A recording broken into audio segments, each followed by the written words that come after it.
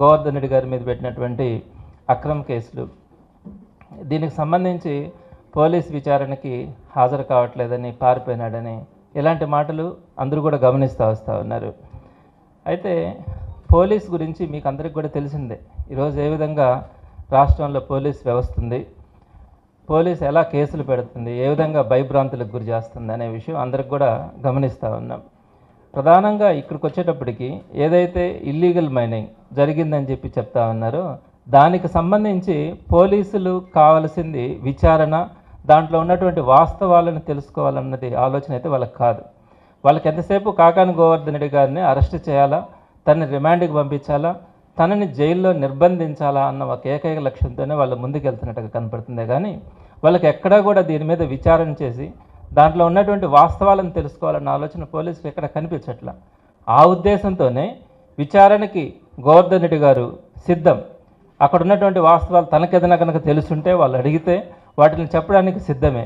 కానీ వారి ఆలోచన కానీ వారు కేసులు పెడుతున్నటువంటి విధానం కానీ తెలిసిన తర్వాత సో ఈ పద్ధతిలో వెళ్ళినప్పుడు సరిగ్గా ఉండదన్న ఆలోచనతో శ్రేయోభిలాషులు కానీ, కార్యకర్తలు కానీ, నాయకులు కానీ లక్షలాది మంది ఆయనకి ఇచ్చినటువంటి సలహాలను బేస్ చేసుకొని ఆయన ఒక యాంటిసిపేటరీ బెయిల్ తీసుకొని, అంటే ఈ విధంగా అక్రమ కేసులు నిర్బంధం చేయకుండా ఒక యాంటిసిపేటరీ బెయిల్ తీసుకొని ఆ యాంటిసిపేటరీ బెయిల్ వచ్చిన తర్వాత విచారణకు రావాలన్న ఆలోచనతో యాంటిసిపేటరీ బెయిల్ కోసం ముందుకు వెళ్ళడం కూడా జరిగింది.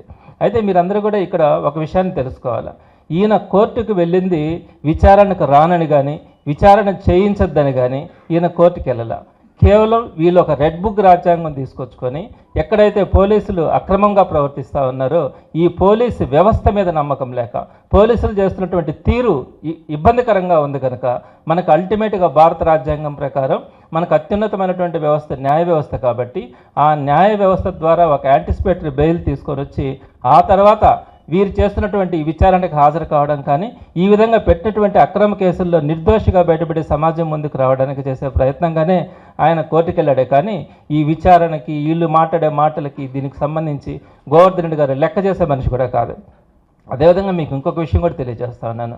అసలు పోలీసులకి నిజంగా విచారణ చేయాలని ఆలోచన కనుకుంటే యాంటిసిపేటరీ బెయిల్ కోసం ఈయనకి అడ్డుపడాల్సిన అవసరం లేదు. కోర్టులో వీళ్ళు తీవ్రంగా దాన్ని వ్యతిరేకించడం కానీ యాంటిసిపేటరీ బెయిల్ రాకుండా ఉండడానికి వీళ్ళు చేయాల్సిన ప్రయత్నం లే. యాంటిసిపేటరీ బెయిల్ వచ్చినా కూడా విచారణకు పిలిపించుకోవచ్చు. విచారణలో కావాల్సినటువంటి అంశాలన్నింటినీ కూడా వాళ్ళు తెలుసుకొని చట్టబద్ధంగా వాళ్ళు ఏ విధంగా కావాలంటే ఆ విధంగా ముందుకెళ్ళచ్చు. వీళ్ళు ఏ ఉద్దేశంతో యాంటిసిపేటరీ బెయిల్ అడ్డుకుంటా ఉన్నారు? కేవలం ఏంటంటే వీళ్ళకి కావాల్సిన విచారణ కాదు. డెఫినెట్గా తెలుసు అక్కడ ఏమీ జరగలేదు. ఒక శాసనసభ్యుడిగా, ఒక మంత్రిగా అక్కడ గోవర్ధన్ రెడ్డి గారి ప్రమేయం ఏ విధంగా కూడా ఉండదు. కానీ ఏదో ఒక విధంగా ఆయన అరెస్ట్ చేసి రిమాండ్కి పంపించి నిర్బంధించాలన్న ఆలోచనే కానీ వారికి విచారణ వీటి మీద వాళ్ళకి ఏ విధమైనటువంటి ఆలోచన లేదు. కాబట్టి యాంటిసిపేటరీ బెయిల్ రాకుండా ఉండడానికి వీళ్ళు తీవ్రంగా ప్రయత్నించడం, అక్కడ అడ్డుకోవడం కూడా మనం గమనిస్తూ ఉన్నాం. ఇక ఒక విషయం కూడా చెప్తా ఉన్నాను. టీడీపీ వాళ్ళ మీద కేసులు ఎప్పుడు పెట్టలేదా? గతంలో కొన్ని కేసులు వచ్చినాయి కదా, చంద్రబాబు నాయుడు గారు సహా చాలా కేసులు వచ్చినాయి కదా. ఆ రోజంతా యాంటిసిపేటరీ బెయిల్ తెచ్చుకోలేదా? చంద్రబాబు నాయుడు గారు యాంటిసిపేటరీ బెయిల్ తెచ్చుకోలేదా? వాళ్ళకు ఉన్నటువంటి మంత్రులు కానీ ఎవరు కూడా యాంటిసిపేటరీ బెయిల్ తెచ్చుకోలేదా? యాంటిసిపేటరీ బెయిల్ అనేది భారత రాజ్యాంగంలో సగటు పౌరుడికి వచ్చినటువంటి ఒక హక్కు. ఆ హక్కు వేసేసుకొని ఈరోజు పోలీస్ వ్యవస్థ మీద నమ్మకం లేక ప్రస్తుతం జరుగుతున్నటువంటి పోలీసు వ్యవస్థ తీరు కానీ అవన్నీ కూడా చూసిన తర్వాత రాజ్యాంగబద్ధంగా యాంటిసిపేటరీ బెయిల్ కోసం వెళ్ళారు. యాంటిసిపేటరీ బెయిల్ వచ్చినా రాకున్నా గోవర్ధన్ రెడ్డి గారు సిద్ధంగానే ఉంటారు. వచ్చినా విచారణకు వస్తారు. ఏ పరిస్థితుల్లోనైనా కూడా విచారణకు వచ్చేదానికి సిద్ధం. కాకపోతే అక్కడ న్యాయ వ్యవస్థలో జరుగుతూ ఉన్నందున వారికి కావాల్సినటువంటి ఫీడ్బ్యాక్ ఇచ్చే క్రమంలో కొంత వారితో ఇంటరాక్ట్ కావడం అటువంటి పరిస్థితుల్లో ఉందే తప్ప ఇంకొక పరిస్థితి ఎటువంటి పరిస్థితుల్లో ఆయన పక్కకి వెళ్ళే ఆలోచన కూడా ఆయనకు లేదు. మీకు అక్రమ మైనింగ్ చేస్తున్నారు, ఇల్లీగల్ మైనింగ్ చేస్తున్నారని చెప్పి ఈరోజు ఒక పెద్ద అలిగేషన్ లాగా దీన్ని ఈ కేసుని తీసుకుని వెళ్తా ఉన్నారు. ఇక్కడ చెప్తున్నటువంటిది ఏంటంటే కేవలం 4 నెలల పాటు 2023 నవంబర్ నుంచి 2024 ఫిబ్రవరి దాకా, అంటే ఈ 4 నెలల్లో పర్మిషన్ లేకుండా అక్కడ మైనింగ్ చేసినారు అన్నది ఇక్కడ జరుగుతున్నటువంటి కేసు. దీనికి సంబంధించినటువంటిది నేను మీకు ఒక విషయం తెలియజేస్తా. అక్కడ 1996 నుంచి ఇంచుమించుగా 2016 దాకా సుమారుగా 20 సంవత్సరాల పాటు, 96 నుంచి 2016 దాకా 20 సంవత్సరాల పాటు అక్కడ మైనింగ్ జరుగుతూ ఉంది. రుస్తుం కంపెనీ వాళ్ళు ఎవరు అక్కడ మైనింగ్ చేసుకుంటా ఉన్నారు. విత్ పర్మిషన్ వాళ్ళు అక్కడ మైనింగ్ చేసుకుంటా ఉన్నారు. ఆ తర్వాత వాళ్ళు ఏదైతే అరియర్స్ ఉన్నాయో ఆ అరియర్స్ కట్టలేక ఆ మైనింగ్ వాళ్ళు రెన్యువల్ చేసుకోలేకపోతే 2023 నవంబర్ నుంచి 2024 ఫిబ్రవరి మధ్య ఈ 4 నెలల కాలంలో అక్కడ మైనింగ్ జరిగింది అనేది ఒక ఆరోపణ. 4 నెలలు అంటే ఇంచుమించుగా 20 సంవత్సరాల పాటు అక్కడ మైనింగ్ జరిగింది. అతను రెన్యువల్ చేసుకోలేదు కాబట్టి అది ఎక్స్పైర్ అయింది. ఆ సమయంలో ఒక 4 నెలలు వేరే వ్యక్తులు ఇల్లీగల్ మైనింగ్ చేస్తున్నారన్నది ఇక్కడ జరుగుతున్నటువంటి ఆరోపణ. ఈ 4 months నేను ఒక విషయం చెప్తా. ఇక్కడ ఏం చెప్తా ఉన్నారు, వాళ్ళు ఇచ్చినటువంటి కన్ఫెషన్ స్టేట్మెంట్స్లో ఏముంది, ఎవరో గోవర్ధన్ రెడ్డి గారి సపోర్ట్ మీకుంటుంది, మీరు ఇక్కడ మైనింగ్ చేసుకోండి అని చెప్పారంట.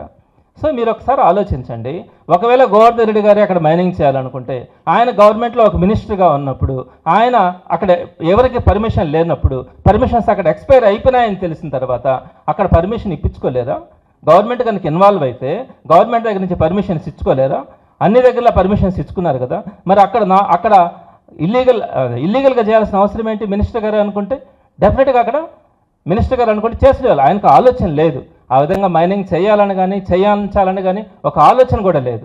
కేవలం 2023 నవంబర్ నుంచి 2024 ఫిబ్రవరి 4 నెలల కాలంలో పర్మిషన్ లేకుండా అక్కడ మైనింగ్ చేస్తున్నారని చెప్పి దాని మీద ఆ రోజు అక్కడ ఉన్నటువంటి సోమిరెడ్డి చంద్రమోహన్ రెడ్డి గారు అక్కడ ధర్నా చేయడం కానీ అవన్నీ కూడా రిపోర్ట్స్ చేయడం కానీ జరిగింది. దాని మీద కాకాని గోవర్ధన్ రెడ్డి గారు ఆ రోజు మినిస్టర్గా ఉన్నప్పుడు జగన్మోహన్ రెడ్డి గారు ఈ వచ్చినటువంటి అలిగేషన్ మీద ఒక ఎంక్వైరీ చేయించారు.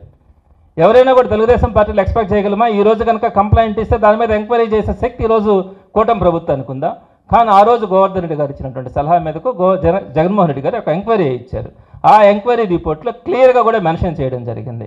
అక్కడ అలాంటిది ఏ విధమైనటువంటిది ఇల్లీగల్గా వీళ్ళు చెప్పినటువంటిది ఆ 4 నెలలు ఎక్కడ కూడా ఇల్లీగల్ మైనింగ్ కానీ అక్కడి నుంచి లిఫ్ట్ చేసినటువంటి పరిస్థితులు కానీ లేవని చెప్పి ఆయన క్లియర్గా మనకు ఆ రోజు 2/1/2024 ఒక రిపోర్ట్ ఇవ్వడం జరిగింది. సో ఇదే అధికారుల దగ్గర మరలా ఈ ప్రభుత్వం వచ్చిన తర్వాత ఫిబ్రవరి 16వ తేదీన ఒక ఎఫ్ఐఆర్ కట్టించారు. ఒక 3 వ్యక్తుల మీద, అన్నీ కూడా బెయిలబుల్ కేసెస్.